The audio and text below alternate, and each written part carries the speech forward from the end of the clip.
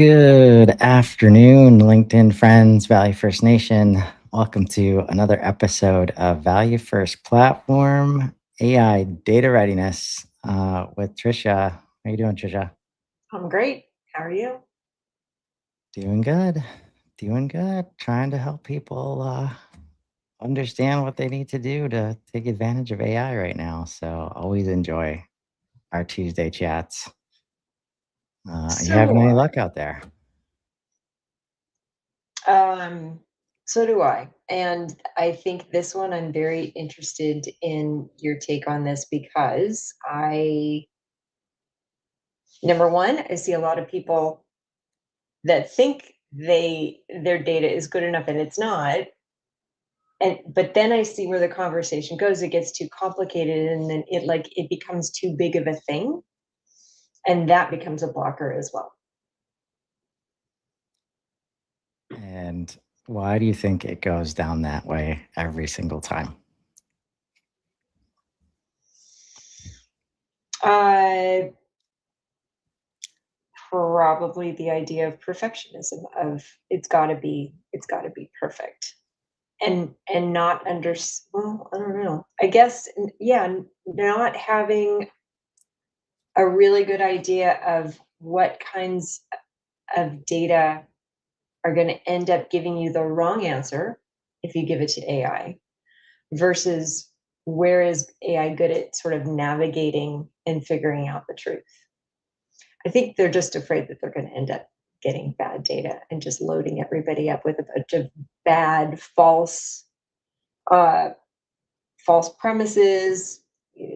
And instead of HubSpot being the source of truth, it's a source of something else entirely, and nobody wants that. Yeah, I think no, software's never really been good at providing like data that you can always trust.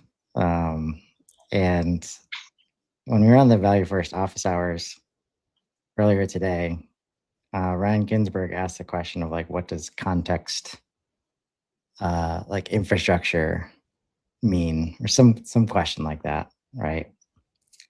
And there was three of us responding, me, Casey, and Aaron.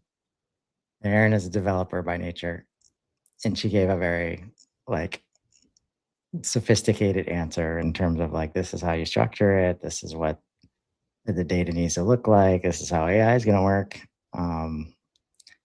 Uh, I was on the other side in that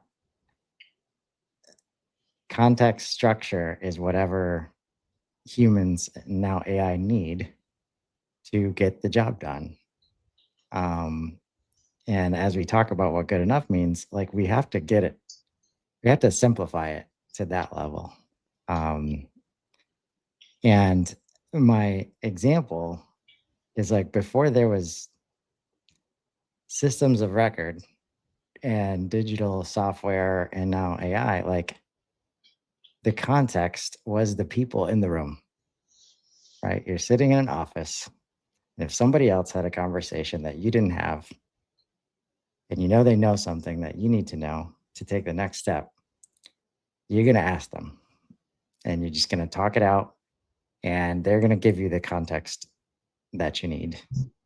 And if they're not there, you're not going to have the context that you need, and you're going to have to rebuild that context.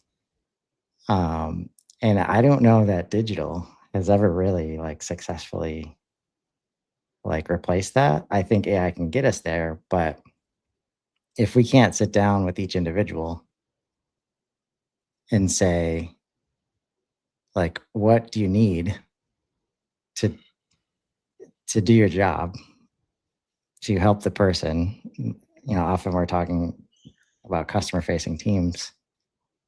Like, what do you need to know who you're about to talk to and what they care about and what's already been done, what needs to be done, like all these things. And that's where it can quickly devolve into this tool based conversation about the data is not clean. So we need this data and that. I think that's so when I hear you say perfect, I'm hearing people say, oh, well, we just need to clean up the data first, right? Mhm. So that's what I've seen, because when it is coming from that perspective of clean data or like the perfect moment, I remember like 2016 or 2017, like a director of marketing or sales, a little 10-person company. And I was like, I can't wait for the day that I don't have little problems to fix. And I'm still waiting for that day, Trisha. What kind of problems to fix? Like just a day that goes, I guess, perfectly. Like normally? Like Right. expected? Like there isn't some kind of fire to put out that should have been solved for already. And now Mm, this new thing like comes up, and the work that you put in, like some anomaly shows up, some exception, right? To like, all right, I thought we had that and we wouldn't have to deal with that anymore, but now, right? And I think that's where, if we can like we can't define good enough just by looking at the CRM or the data, right? Because humans, it's good enough because the human can still get their job done because they have context mhm, outside of the system that can fill in the gaps, mhm, right? And that might be logging into other systems. It might be recalling a previous conversation they had. It might be knowing exactly who to ask about that thing. Um, so that's where my mind goes in terms of like how we get to uh, good enough. And I've been growing more frustrated recently. Like SaaS is going to SaaS in terms of like there's always a product or an app or a workflow or an automation or something that kind of removes it from the responsibility of the human. mhm. Um, and now AI is, very similar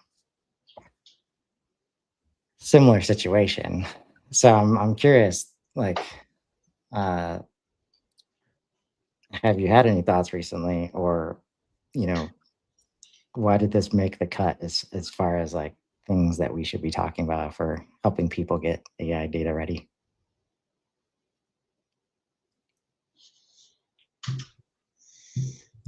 Why did it make the cut? Um, I think part of it is where this question takes us. And even in the example that you just gave of, so we see this thing as a limitation, and it's actually an enablement or an opportunity. And in the example you just gave, humans are really good at getting context. And if you miss a meeting because there was a gigantic storm and you couldn't get to work, you go and you ask the people who were there and you rely on them to tell you what you need to know. However, people are very self-focused. I'm looking at the world through a lens of like what I need to know, what I want. And we all do a less good job of looking at the world through the lens of what all the people around me need and want. So even when you're getting that offload from somebody else on your team, it is still problematic because were they really listening? Like if it's a salesperson, are they really listening with the ears of somebody who needs to like build out a project in HubSpot, for example? Um, and that's where AI, it's less biased in what it's actually paying attention to and listening to.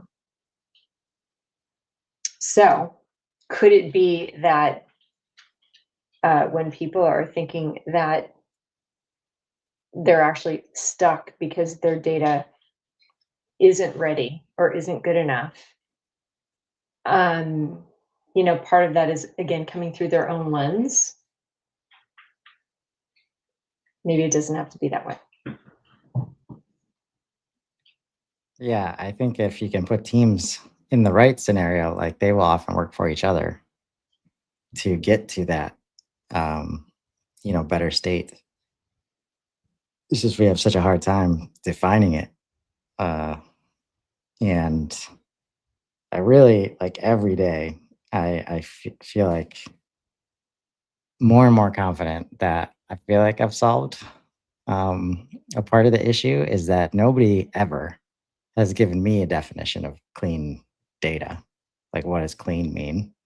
Mhm. Right? And they start throwing out job titles, but then you try to get that connected to job outcomes, to their outcomes, and it's like, okay, what about all this other stuff that's happening for you?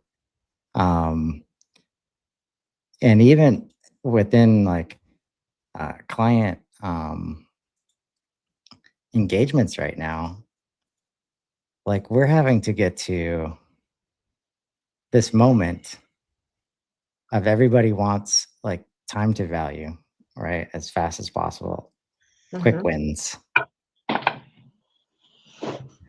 Knowing what good enough looks like and like being like settling on that and aligning like with the team, like that is one of the quickest wins, like real imaginable, but we're having to like figure that out as we go. Like, and it's unnatural feeling in terms of like, oh, well, just deciding what this view is going to look like.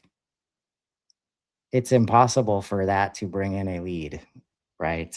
Or close a deal, or like we're not associating it with what would normally happen during onboardings, where it's like, okay, let's get one email campaign out the door, and then we'll be able to start like building, the rest of HubSpot. But in doing so, we often create a lot of these issues.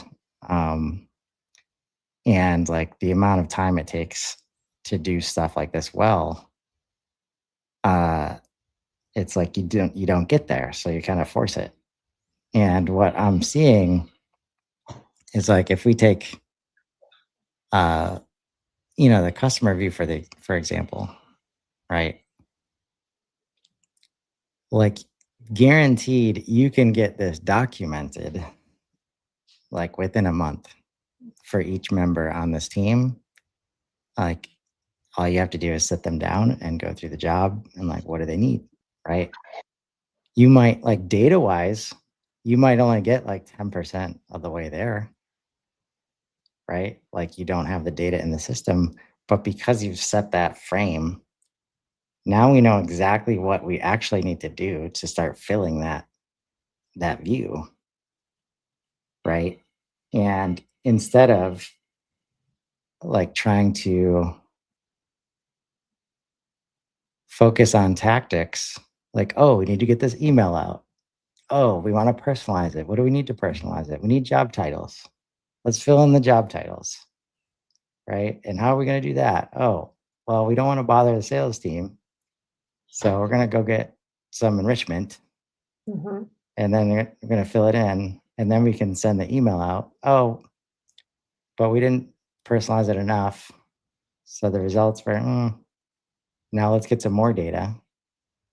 Or we didn't get the visibility we wanted. So now we got to add this property so that we can do this report, right? It's totally backwards. And we're finding it's not as hard. The key is definitely we got to help people believe that they can even get here, Mhm. right? But it's not a hard concept to understand that it's like a good outcome to shoot for. But and this actually exists in the form of human plus system of record, no matter how messy that system is. Like there is a customer view happening when the moment that I'm going to talk to Trisha, I've got to call Trisha. I'm going to use whatever context I can get my hands on to create my unified view of Trisha, like in that moment, so that I can like try to be valuable on the call. Right. And when we can align that understanding and then document it, one, it starts to align teams, like you start to like remove the bias, like you're mentioning, because it's not about helping marketing or sales, or it's like getting to this unified view because we know it'll help everybody. And by the way, you need leadership, driving this activity. And it happens to be something that they can get on board with because it's not use HubSpot better or clean the data or all these things that they don't believe is, and rightfully so, like getting more out of HubSpot is not on the CEO's like job description, Mhm. right? Giving everybody the unified customer view that they need to do their job on behalf of the organization is in their job description, I would argue. And I haven't had any leader tell me like otherwise, Mhm. right? I think it's in terms of resourcing everybody on the team with the tools they need to do what you're asking them to do. This has got to be number one for the customer facing team, at least, right? And I haven't heard any arguments against that up to this point. So I think if we can tie good enough to this, we have a fighting chance. How do you define what the good enough is from this, though? It's whatever, like, Are you getting good enough from each team? yeah.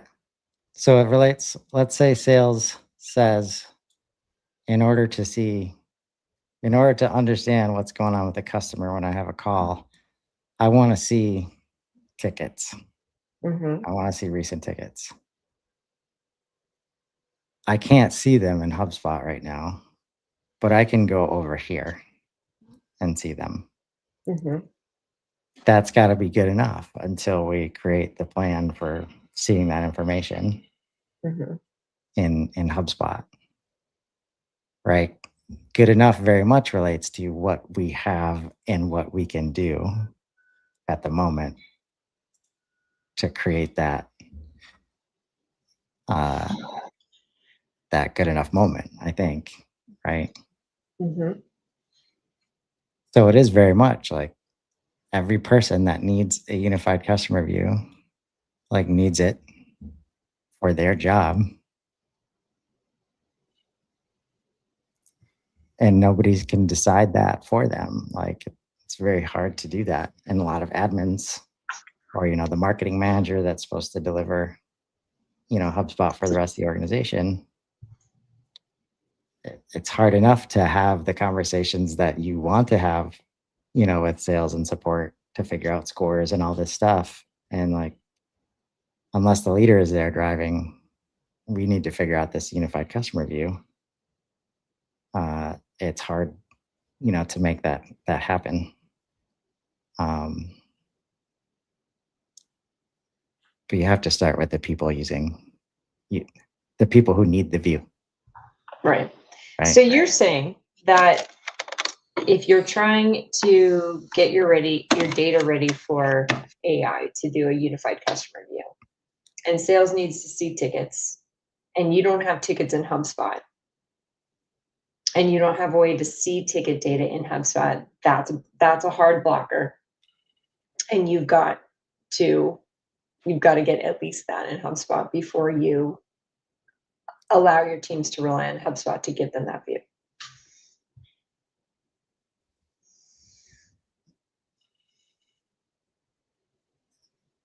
You said you have to get it in HubSpot. If HubSpot is going to be the unified view, or like the place where the unified view is, Right. I don't know, accessed. Yeah, it depends on the organization structure too. And like for the tickets are somewhere, Right. right? Wherever they are, and we need to get them we need to get that information in the hands of the sales person, right? And without any systems conversation, what they're usually doing is calling up support and say, "Hey, I just got this note that, or I got a sales call to make, and I want to make sure I'm not going to run into a hornet's nest. Mhm. Has there been any tickets with this customer? Mhm. Right? That's usually how they get that information. And um, without like, I think what I'm finding is that an outcome like the unified customer view, which can be like for sales, they're using HubSpot for, uh, you know, help desk solution XYZ. Like that team is using that system. That's where their unified customer view is going to be. Mhm. So how do we start to true up? Um, and so easily it gets into the tool conversation, and you start to find this like debate about whether or not HubSpot should even have that data because HubSpot's not the system for that stuff, right? But when you make it about a customer view or any of these views, really, it's four of them. Um, you get. I'm getting to the point where I'm trying to avoid tool-based conversations like at all costs. It Mhm. never takes you where you want to go. It's so hard not to explain what the tool needs to do to get you into the how immediately. And if it's not your source of truth, then you're checking out of the conversation, right? So that's where, at least if we can agree that everybody on the team needs a view and this is what needs to be in their view, then it's okay, sales, like you want to know that. Here's how you access the system, or here's how we're going to give the information to AI to summarize and then bring that into HubSpot. Um, or here's a spreadsheet, and now we have a reason to import it, and we know exactly where the data is going to come in to HubSpot because we need it for the customer view. Like it, um, it's the best reason I've heard of so far to like bring the data like together. Uh, so in that case, I think that's because if you give people a chance to innovate, like on how to bring the data together, they will innovate, right? Mhm. And they will both agree, yeah, I don't want a call service, and I don't want support having to call me. I don't want sales having to call me to understand this information. Sometimes it's so wild. Like I've heard salespeople say, "Well, I got to really pick my spots because I know I'm bugging the hell out of them, and they're busy, and I feel bad about calling them." And there's so much rolled into that, like that problem. Um, that's when they start like making their own little systems of record to support like having that context. Right. And you start to have conversations like, okay, well, I don't actually need to see every ticket because what I want to know in that context is I don't want to call somebody who just called us 3 days ago pissed as hell. And so maybe then the requirement becomes much more simplified because it's not every ticket, it's like the worst tickets that went off the rails over the last 60 days, whatever the time window is that feels fresh, and which accounts those are. Yeah. And I'm gonna pull up a good example of how like there is a tool, a new AI tool in HubSpot. You go here, see if I can find it. Um, right, like data agent and HubSpot, or data agent creating a smart property. Like if you just have like if you just put this in front of the user, like it's so hard to figure out like how to use this like in a valuable way. But that's where in this case, like um the first time I looked at this, there was a support ticket option. right? Like use prompt to like show me which tickets, right? That like show me if there was any tickets. So in that case, like you wouldn't have to have access to all the tickets to bring that information. And especially in the case of HubSpot, as we have all this data coming in and we start to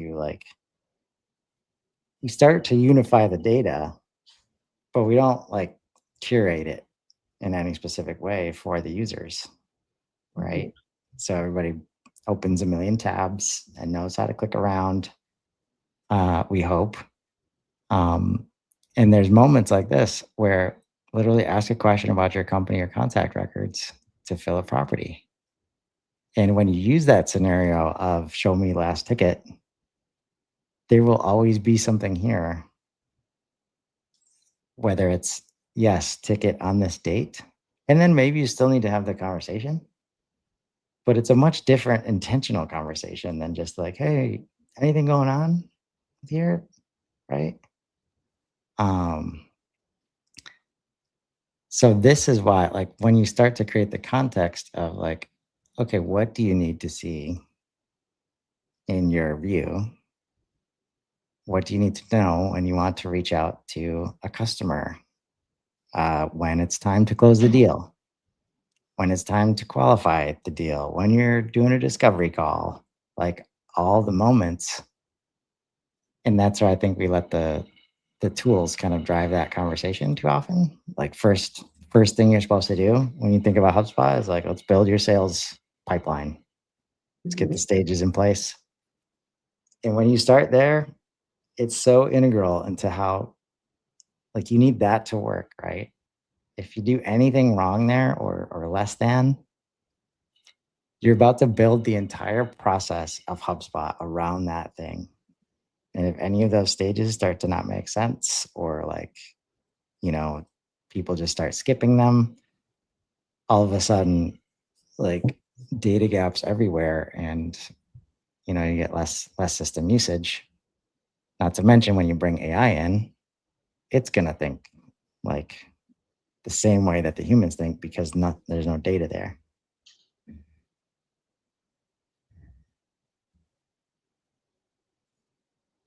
Is this helpful at all? I feel like I could talk about this for a while, obviously. But I'm just like being bombarded with people trying to solve this like with tools. And it's just not like we have to find a way to get the humans involved in a way that they're bought in and they're leaning in and they build trust. Right. And um, it's hard to do like once you start explaining how HubSpot works or how the data could work. Right.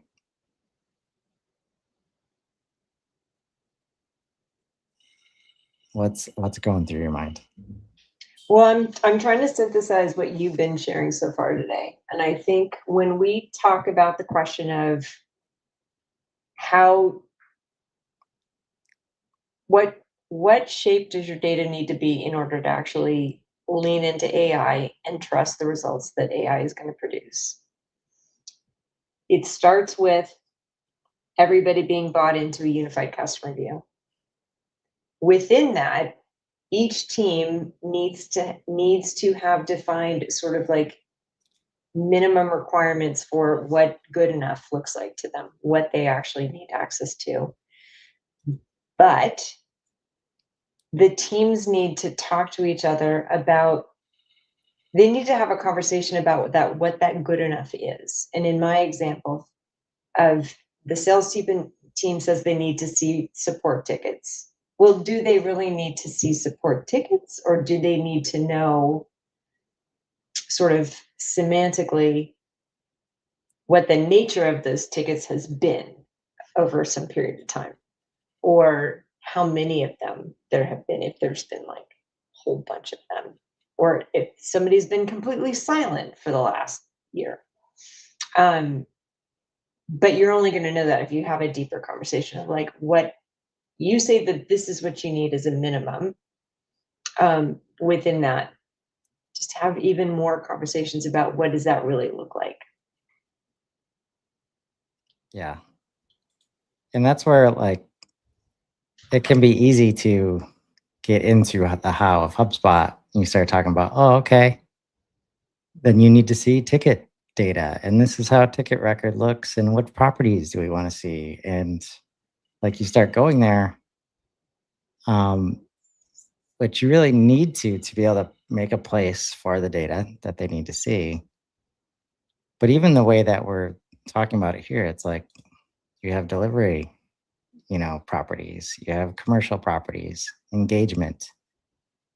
When you can talk about all this stuff through the lens of through the unified views, just the context. One, you're like, oh, this is what I'm supposed to get out of the CRM. I'm supposed to get a view. I'm supposed to get the unified view. Now all of my requests can relate to that. And we're holding each other accountable. So if my request doesn't relate to that, the admin can say no. And like, maybe we should do this instead. Right. Also, like if we're 10% of the way there and we understand that we need this view, we can do things either in our live calls with humans that start to fill those gaps faster. We can ask AI, what can we do to fill those gaps? What can you do for us? Like, what can you pull from the transcripts, from the emails? Right. And heck, I think we'll get to a place very soon where you can show a screenshot of a record view and give it to AI and say, is there anything in my HubSpot right now that could fill in this gap? Right. Because there's a bunch of data like buyer intent, whole spaces of data that people are not touching, that could help with this very quickly. Mhm. Right. So I think like good enough, like data is only part of that. It's the context of what we're trying to do with that data that is most helpful to AI. So maybe we need to change the show to like AI context readiness. It's interesting. I've played with that like when I was coming up with value first AI and humans, and it's almost impossible to separate data and context, in my opinion. Right. Mhm. And we just hear about clean data, data readiness, like the name of the show, like, and context is actually the thing that teams need and teams have because they're like built into us. We don't need any data to create a context like for a situation. Um, so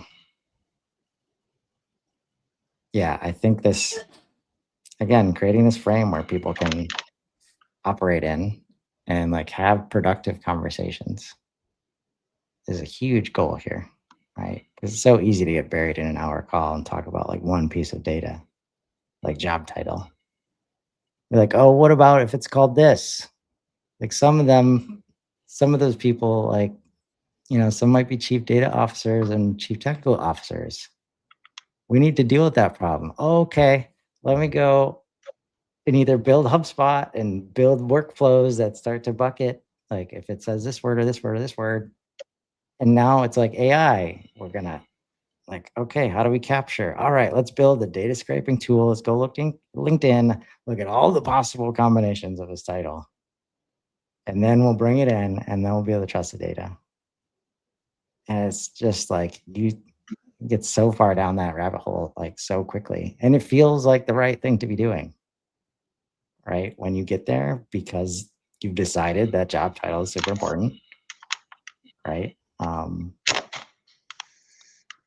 But one thing, as we've been putting the CRM cards like right next to each other on a record, like scoring plus title plus like last deal or open deal. Wow, like you just get, it's like a straight line to the context way faster than trying to create a score, for example, that includes all that information somehow and gives you like a 75. And now we got to go look up what the 75 means. Like, it's been very powerful. So HubSpot's got these tools. I think if we can help people understand, like, yeah, it's okay. It's a very quick win if we can just set this foundation first of like documenting, this record.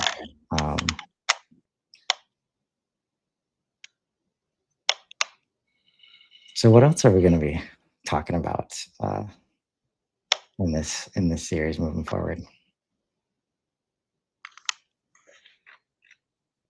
I got to go back and look at what we talked about earlier today. We're going to be talking about what it exposes about your processes and where you need to get clarity before you can really get answers.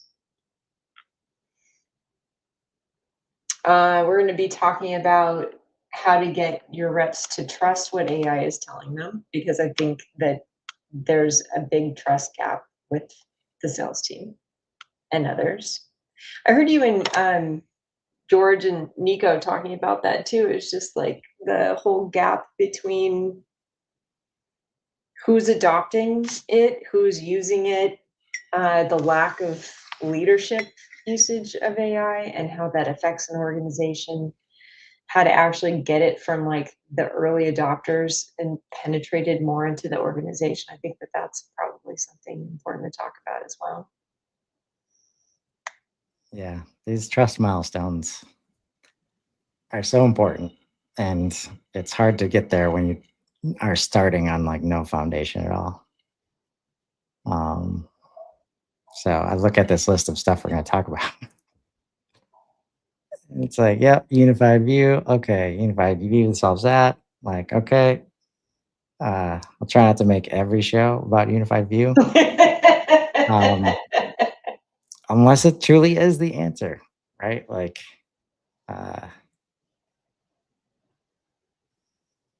it'll be interesting. I think it does make sense to get into the different like sales, service, marketing perspectives. It starts to get real eye opening, like when you start to really understand what data they need. And like, for example, sales to marketing, what does sales really want? They want a quick look to understand what's going on with that contact. The only way they've been able to get it is through a score. And we all know how good that has gone. If we actually solve for that, it HubSpot gives us the tools to be like, score plus this property, like plus this associated object. And now you have the context you need, right? So I look forward to digging in here. Any final takeaways or what we should talk about next week, based on the conversation we just had? I think the fixing a bad process is probably a good one. You did start talking about deal stages. Yes.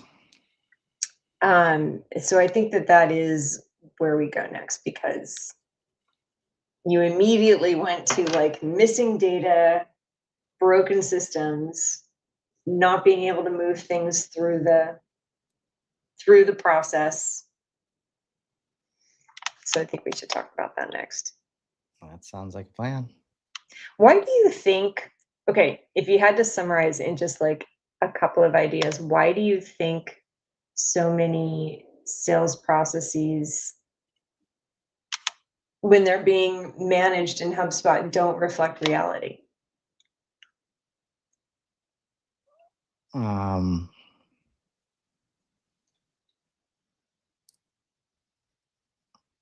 Because they often don't reflect what the buyer like needs. Mm-hmm. They reflect like what our sales process, or sometimes what HubSpot says we need to do to get a stage report out, right? Like, Mhm. meanwhile, sales, when you're in it and you need to skip stages because the customer tells you they're ready to buy, you're not like, well, we got to have a demo first. I mean, some do, right? And that's the crazy part. And like, it's terrible experiences, but often it's because like it doesn't, it's not helping them get the next step done, right? Like, and so why use the system if it's not going to help me like do my job, which I'm compensated on? So yeah, and there's just a lot of not as much enablement as there could be about how to do this thing Mm, inside of this tool mhm. at the end of the day. So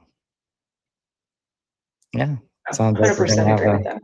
a good conversation Yeah, next week. yeah. All right. Well, thanks, Chris. Until next time, have a great week, everybody. You too.